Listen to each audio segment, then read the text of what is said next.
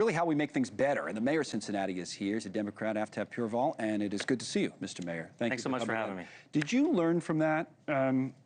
Because local events or crimes happen all the time. This one became a bigger story once the video got out and people started talking about it nationally. What did you learn from that experience? Well, I learned that when these kinds of just awful events happen, first and foremost, what's important to a mayor is to make sure that it never happens again, that we take decisive action to ensure that we have the police resources on the street to not only hold the perpetrators accountable, and I'm so proud that we've arrested so many folks involved in that fight, but also that we make sure and continue that investment to keep crime under control and to drive crime down. And irrespective of what the crime stats say, what's most important to me as a mayor is how people feel, whether they feel safe or not. And partnering with the federal government, partnering with our governor in the state of Ohio is critically important for that enforcement piece to have the bandwidth necessary to maintain law and order in our community. Yeah, in retrospect, was that a mistake by some in your party early on to say,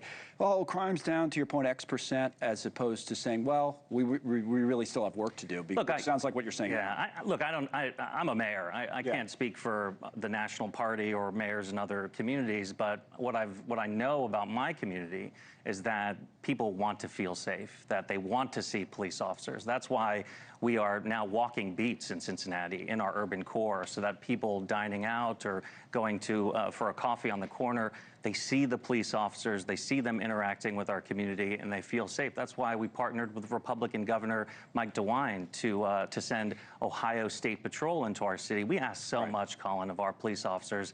Day and night they're working, particularly in the summer. And now we have Highway Patrol working with them in order to enforce the laws on the books. I did see when you spoke about the National Guard, of course, which has been, everybody's getting asked about. You said something to the effect of, it's a waste of resources. So the Highway Patrol, in your view, would be a different way of going about it than using the National Guard? You don't think that's as good of an idea? Of course not. The National Guard is not trained as a police force. The National Guard is not meant to be walking the streets of American cities in order to enforce the law on our own citizens. Of course, it is a waste of resources, but most importantly, I wouldn't support that because it doesn't work. It actually would make our city less safe by putting people on edge. What does work is exactly what I'm talking about, supporting our police officers, investing in recruit classes like we have been doing over the last 4 years to increase the complement of police officers, working with the federal and state government. I talked about our partnership with Governor DeWine. We've also partnered with the federal government. We are the first city in the state to have a crime gun intelligence center. This is the cutting edge technology, looking at shell casings to piece together crime guns across different crimes so that we can hold perpetrators accountable more effectively. This is DOJ, FBI, ATF, and our local police department. That's what makes us more safe. Plus, paired with really trying to disrupt the generational poverty challenges that we have.